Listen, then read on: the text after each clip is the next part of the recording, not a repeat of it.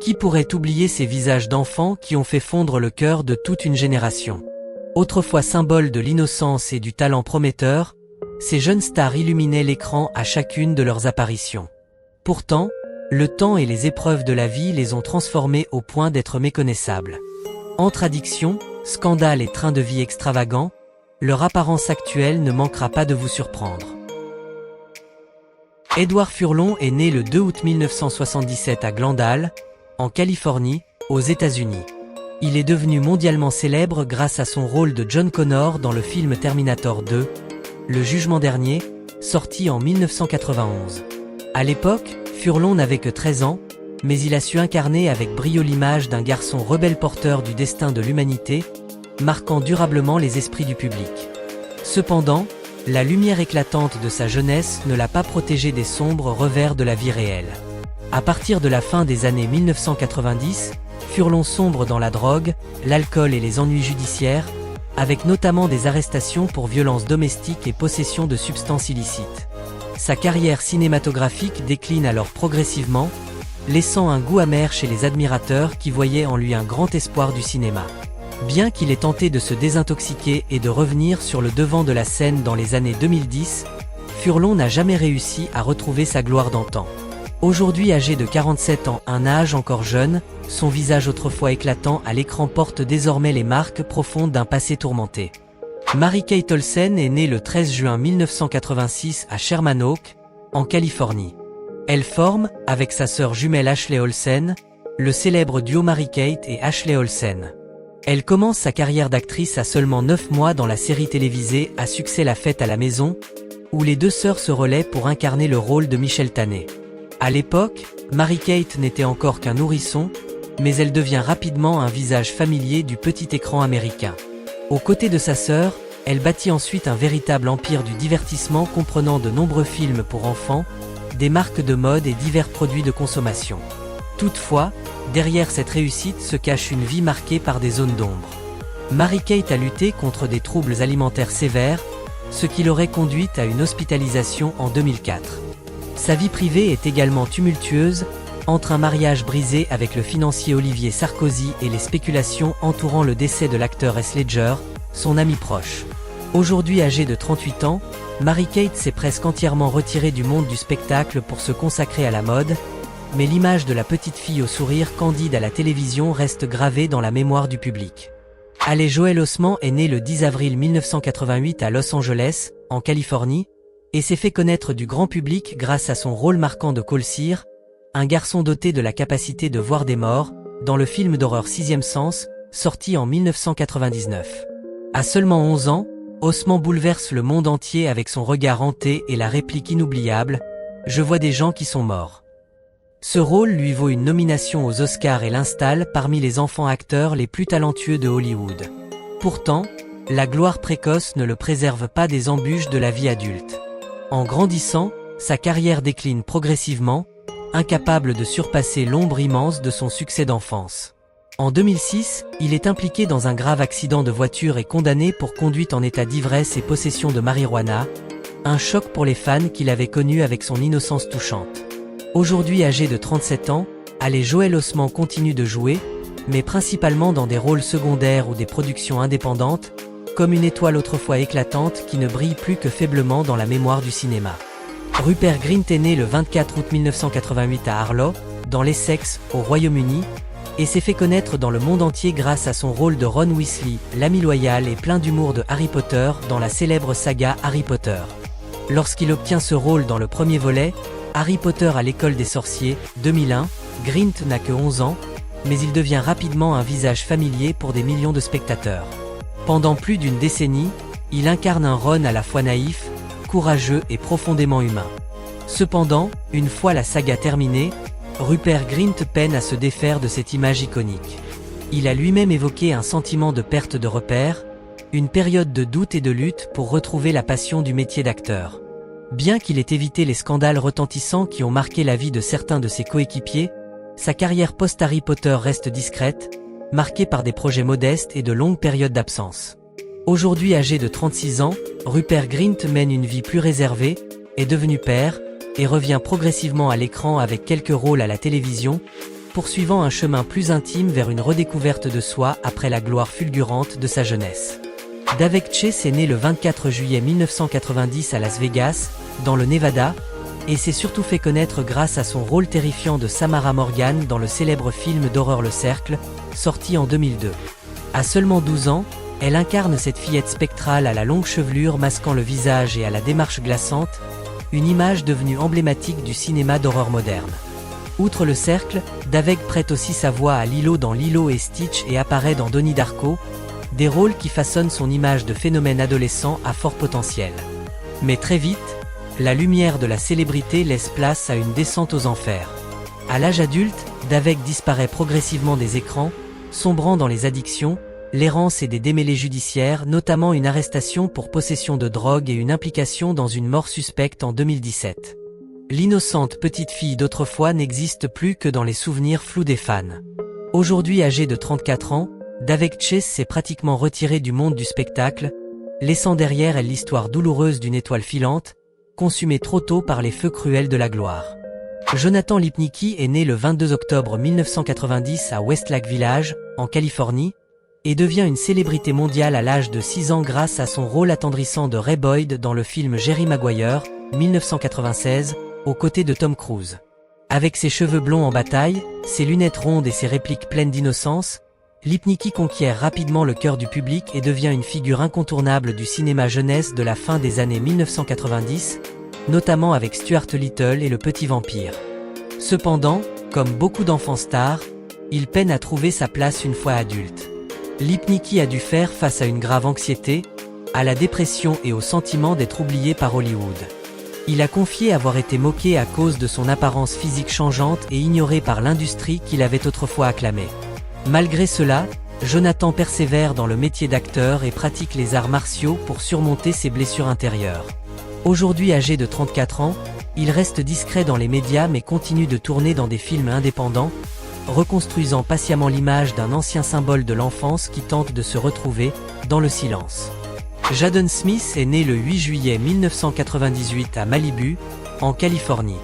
Fils des stars hollywoodiennes Will Smith et Jada Pinkett Smith, il accède à la notoriété dès l'enfance grâce à son rôle émouvant dans le film À la recherche du bonheur, 2006, où il joue aux côtés de son père dans une touchante histoire de lien père-fils au cœur de l'adversité.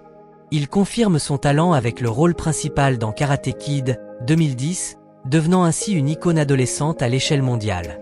Toutefois, la célébrité précoce s'accompagne de nombreux revers. Jaden fait parler de lui par ses déclarations énigmatiques, son style de vie excentrique et des comportements jugés provocateurs, comme porter des robes, produire une musique empreinte de philosophie abstraite ou encore affirmer qu'il ne vient pas de la Terre. Il a également évoqué publiquement des périodes de profonde solitude et de crise mentale. Malgré tout, Jaden s'efforce de se forger une identité artistique propre, évoluant à la fois dans la musique, la mode et les actions humanitaires.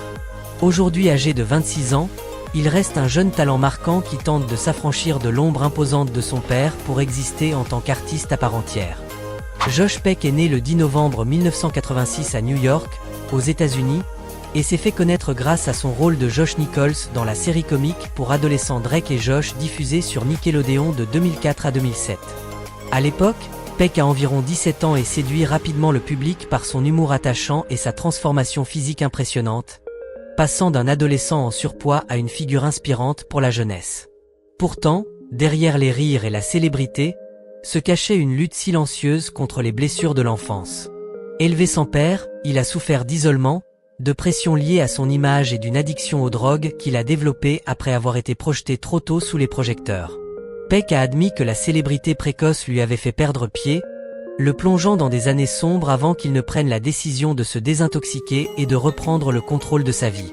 Après bien des épreuves, il retrouve peu à peu son équilibre, apparaissant dans des films, créant du contenu sur YouTube et TikTok, et publiant un livre autobiographique.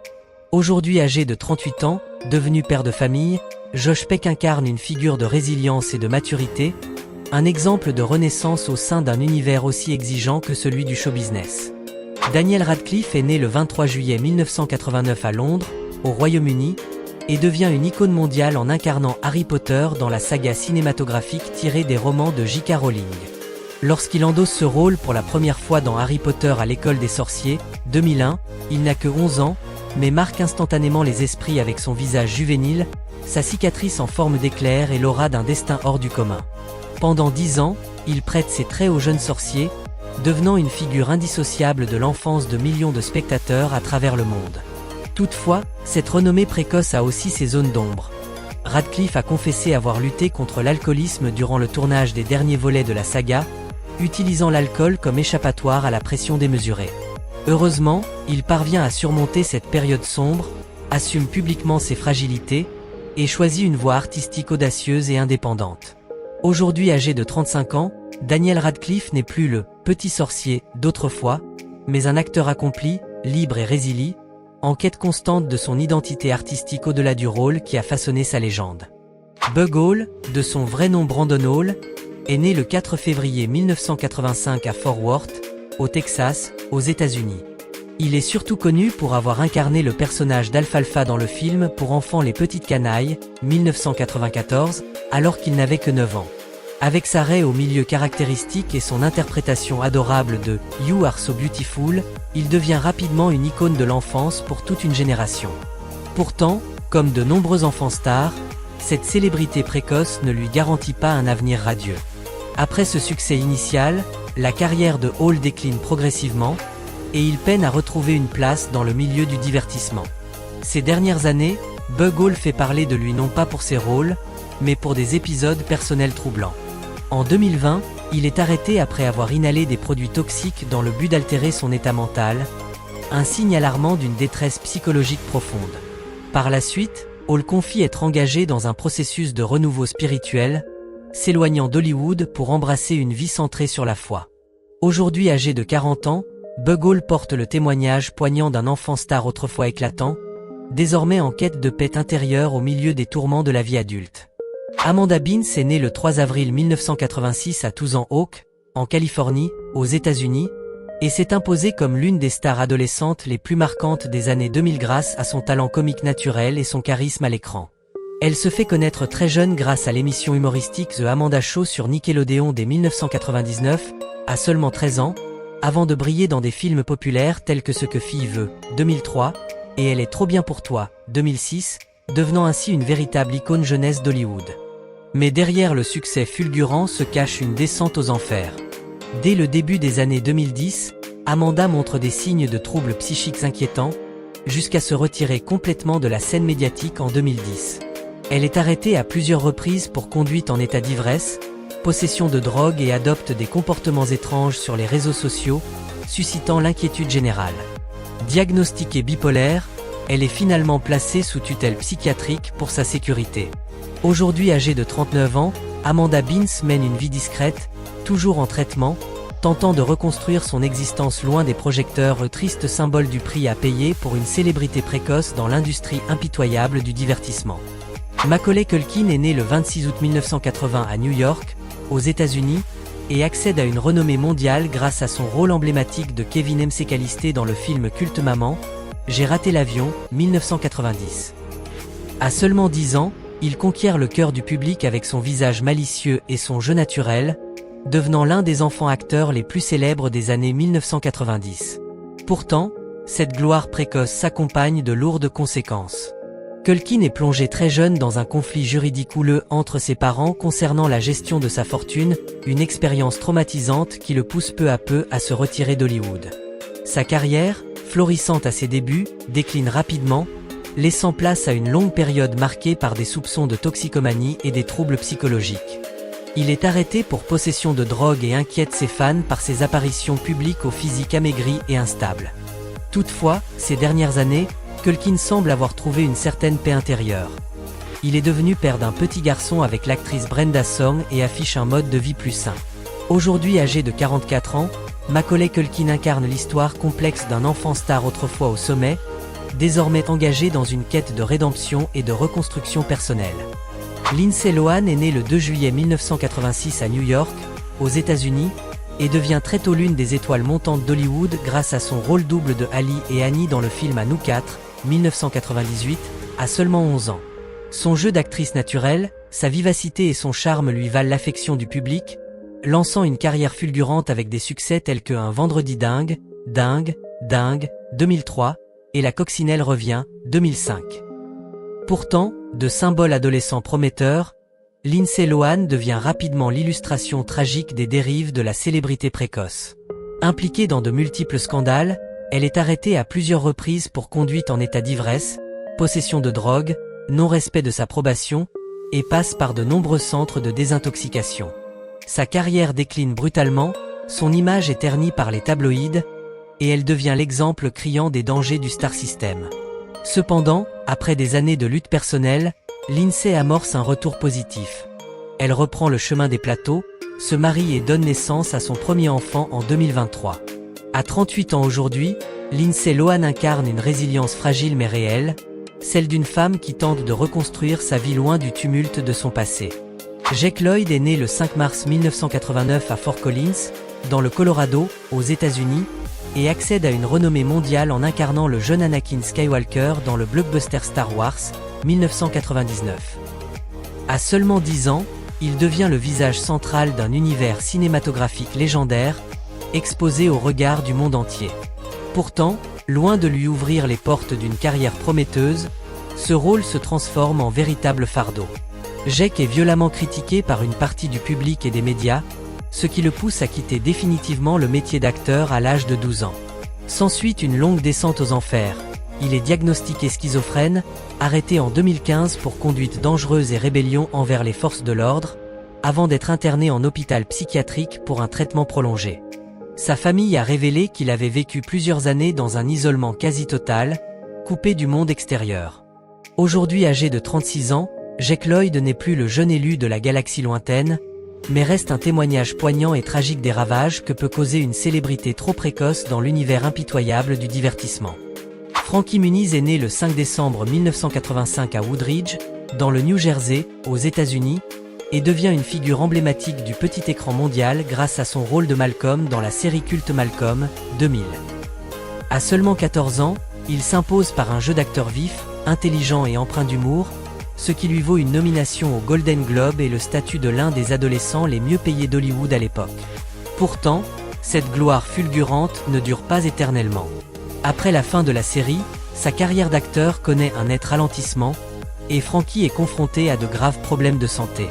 Victime de plusieurs mini-AVC et de traumatismes cérébraux, il en vient à perdre une grande partie de ses souvenirs liés à sa carrière d'acteur, une épreuve déchirante pour tout artiste.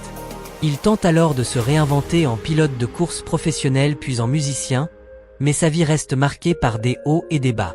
Aujourd'hui âgé de 38 ans, devenu père de famille, Frankie Muniz mène une existence plus discrète et paisible, incarnant l'histoire touchante d'un enfant star qui, malgré les blessures invisibles, cherche à reconstruire sa vie loin des projecteurs. Tatum O'Neal est né le 5 novembre 1963 à Los Angeles, en Californie, et est entrée dans l'histoire du cinéma en devenant la plus jeune lauréate d'un Oscar à l'âge de 10 ans grâce à son rôle d'Addie Logan dans le film La barbe à papa, 1973, aux côtés de son père biologique, Ryan O'Neal. Avec son visage vif, intelligent et une interprétation d'une maturité étonnante, elle fut rapidement saluée comme une enfant prodige du cinéma américain. Pourtant, la gloire venue trop tôt a aussi ouvert la voie à la tragédie. L'enfance de Tatum fut marquée par des relations familiales toxiques, des conflits violents avec son père, suivis d'années de lutte contre la dépendance, un mariage brisé avec le célèbre joueur de tennis John McEnroe, et plusieurs séjours en cure de désintoxication. En 2008, elle est de nouveau arrêtée pour possession de drogue près de chez elle, ravivant l'image d'une étoile déchue hantée par son passé. Bien qu'elle ait ensuite écrit ses mémoires, tenté de se réconcilier avec sa famille et repris le chemin de l'art, la vie de Tatum demeure le miroir saisissant du revers de la médaille de la célébrité hollywoodienne. Aujourd'hui âgée de 61 ans, elle est devenue une figure plus discrète, porteuse de souvenirs mêlés de gloire éclatante et de profonds abîmes, témoin d'une jeunesse aussi brève qu'incandescente.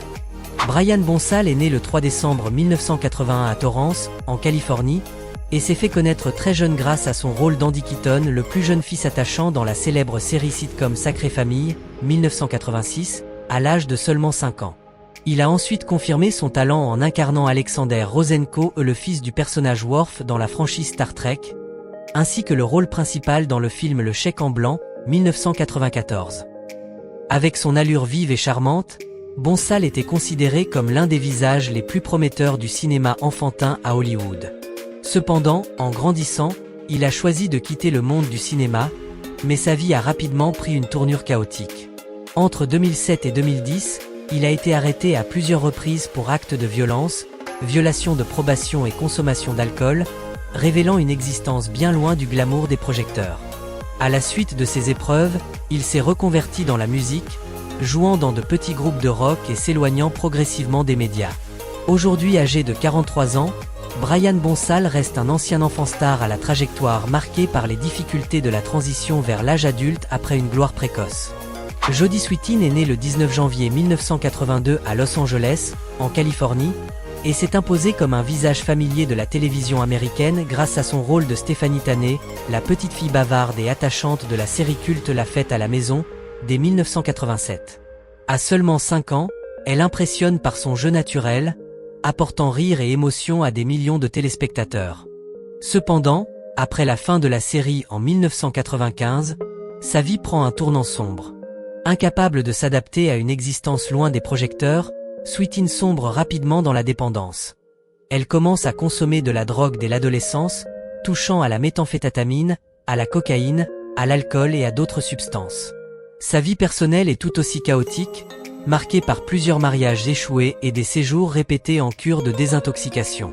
Pourtant, avec une force de volonté remarquable, Jodie parvient peu à peu à se relever, retrouvant les plateaux avec la série La Fête à la maison. 20 ans après, suite diffusée sur Netflix. Aujourd'hui âgée de 42 ans, elle est devenue non seulement actrice, mais aussi conférencière motivante, partageant son parcours de résilience, un témoignage poignant sur le combat pour renaître après une gloire précoce et destructrice. Dana Plato est née le 7 novembre 1964 à Maywood, en Californie, et s'est fait connaître du grand public grâce à son rôle de Kimberly Drummond, la fille adoptive douce et aimée dans la série à succès Arnold et Willie, 1978.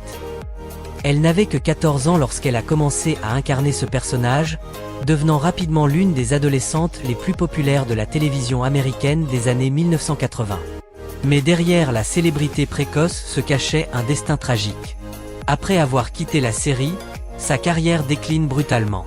Dana plonge alors dans l'addiction, enchaîne les rôles dans des films de série B et lutte pour retrouver une place à Hollywood. Elle est arrêtée pour le braquage d'une pharmacie, fait scandale en posant nue dans des magazines, et semble multiplier les gestes désespérés pour rester sous les projecteurs. Minée par la dépression, l'exclusion du milieu du divertissement et des difficultés financières chroniques, elle s'éteint le 8 mai 1999 à l'âge de 34 ans d'une overdose. La mort de Dana Plato a profondément attristé une génération de téléspectateurs qui l'avaient aimée enfant. Son parcours douloureux reste aujourd'hui un symbole poignant du revers cruel de la célébrité trop précoce. Dustin Diamond est né le 7 janvier 1977 à San José, en Californie, et s'est fait largement connaître grâce à son rôle de Samuel Screech Powers, l'élève excentrique, maladroit mais attachant de la série culte Sauvé par le Gong, 1989. Il n'avait que 12 ans lorsqu'il a rejoint le casting, devenant rapidement une icône adolescente grâce à son jeu comique, son charme singulier et une personnalité hors du commun. Pourtant, le fait d'avoir été si longtemps associé à un seul personnage a fini par nuire à sa carrière. Enfermé dans le rôle de Screech, sa tentative de se réinventer dans des productions plus sérieuses s'est révélée difficile. Sa vie personnelle a également été entachée de controverses. Diffusion d'une vidéo pour adultes choquante, participation à des émissions de télé-réalité à la limite du scandale, et plusieurs démêlés avec la justice, dont une arrestation pour violence. En 2021, alors qu'il vivait depuis des années dans l'ombre de son ancienne gloire, Dustin apprend qu'il est atteint d'un cancer en phase terminale. Il décède seulement 3 semaines plus tard, le 1er février, à l'âge de 44 ans. Son parcours incarne tristement le désarroi post-célébrité, quand un rôle devenu culte finit par écraser l'individu derrière le personnage. Erin Moran est née le 18 octobre 1960 à Burbank, en Californie, et reste surtout connue pour son rôle de Joanie Cunningham, la petite sœur vive et attachante dans la célèbre sitcom Les Jours Heureux, 1974. À seulement 13 ans lorsqu'elle rejoint la série, Erin séduit immédiatement le public grâce à son jeu naturel et son visage éclatant. Son succès se prolonge avec le spin-off Joanie M. Chachi, où elle reprend le même rôle. Pourtant, comme tant d'autres enfants stars, sa vie après la célébrité est marquée par la descente aux enfers. Lorsque sa carrière d'actrice s'essouffle, Erin sombre dans la précarité. Sans ressources, elle est expulsée de chez sa belle-mère et se retrouve à vivre tantôt dans une voiture, tantôt dans des logements bon marché en Indiana. Rongée par la dépression et l'alcoolisme, son apparence autrefois rayonnante s'altère au fil des années, reflet cruel de sa chute. Elle s'éteint le 22 avril 2017, à l'âge de 56 ans, des suites de complications liées à un cancer de la gorge. De figure emblématique de la jeunesse américaine à tragédie poignante, la vie d'Erin Moran illustre avec amertume les ravages d'une gloire précoce et l'oubli impitoyable d'Hollywood envers ses anciennes étoiles. Danny Bonadus est né le 13 août 1959 à Broomall, en Pennsylvanie, et s'est fait connaître très jeune grâce à son rôle de Danny Partridge, le jeune guitariste et chanteur talentueux de la célèbre série La Famille Partridge, 1970. À seulement 11 ans lorsqu'il rejoint le casting, il conquiert rapidement le cœur du public avec son jeu énergique et son humour naturel. Mais derrière le succès fulgurant se cache une enfance brisée. Danny grandit dans un foyer toxique, soumis aux violences physiques et psychologiques de son père, un journaliste autoritaire. Une fois sorti du rôle qui l'a rendu célèbre, sa vie bascule dans une spirale de dépendance, de violence, de séjours en prison et de scandales publics, incluant des arrestations pour agression et consommation de drogue. Il participe également à plusieurs émissions de télé-réalité, notamment Breaking Bonadus, qui expose sans filtre son autodestruction et sa lutte pour retrouver un semblant de stabilité.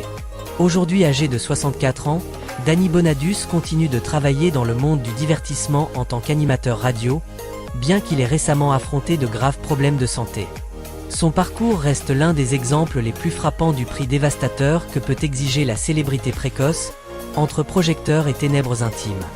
Ross Hull est né le 25 août 1975 à Montréal, au Québec, et s'est fait connaître du grand public grâce à son rôle de Gary, le narrateur principal du groupe Midnight Society dans la célèbre série d'horreur pour enfants As-tu peur du noir ? 1990, à seulement 15 ans lorsqu'il rejoint l'émission, Ross séduit les jeunes téléspectateurs par sa maturité, son charisme calme et sa voix grave qui donnaient le ton aux histoires mystérieuses. Son interprétation a marqué toute une génération, contribuant à populariser un genre d'horreur accessible, éducatif et émotionnellement engageant. Contrairement à de nombreuses anciennes stars enfantines tombées dans les excès, Ross Hull a fait un choix de vie surprenant. Il a quitté le monde du spectacle pour devenir météorologue professionnel. Il est depuis devenu une figure respectée de la télévision canadienne en tant que présentateur météo sur plusieurs chaînes nationales. Bien que son parcours n'ait pas été entaché de scandales, Ross a évoqué les défis et la pression ressentie pour être pris au sérieux dans un nouveau domaine, loin de son passé d'acteur. Aujourd'hui âgé de 48 ans, il mène une vie discrète, consacrée aux sciences atmosphériques, incarnant une transition réussie et inspirante vers l'âge adulte, loin des pièges de la gloire juvénile. Noah Hathaway est né le 13 novembre 1971 à Los Angeles, en Californie, et a marqué à jamais les esprits du public international grâce à son rôle d'Atreyu, le jeune guerrier courageux du film d'aventure fantastique L'Histoire sans fin, 1984. À seulement 12 ans lorsqu'il incarne ce personnage, Hathaway impressionne par sa maturité, son intensité émotionnelle et son charisme dans un univers féerique semé d'épreuves. Ce rôle emblématique fait de lui une véritable icône culturelle des années 1980 et lui offre une célébrité fulgurante. Pourtant, comme de nombreux enfants stars, la suite de sa vie n'est pas à la hauteur des promesses de son succès précoce. Pendant le tournage, il subit une blessure grave à la colonne vertébrale, avec des séquelles à long terme sur sa santé physique. Sa carrière d'acteur s'estompe progressivement, le poussant à se reconvertir dans d'autres domaines tels que l'enseignement des arts martiaux, la customisation de motos et quelques activités en marge du milieu du divertissement. Il a également traversé des difficultés financières et a mené une vie discrète, loin des projecteurs hollywoodiens. Aujourd'hui âgé de 52 ans, Noah Hathaway incarne le destin poignant d'une étoile de cinéma qui, après avoir brillé intensément, doit affronter la rudesse de la réalité pour retrouver son équilibre loin du rôle mythique qui l'a rendu célèbre. Bien qu'ils aient autrefois brillé de mille feux à l'écran, tous n'ont pas su conserver leur éclat au fil du temps. Certains ont succombé aux tentations, d'autres se sont retirés discrètement des projecteurs, laissant derrière eux des souvenirs teintés de nostalgie. Quoi qu'il en soit, il reste à jamais une partie inoubliable de notre enfance. Dites-nous quelle transformation vous a le plus marqué et n'oubliez pas de vous abonner pour découvrir d'autres histoires inédites et surprenantes des coulisses du showbiz.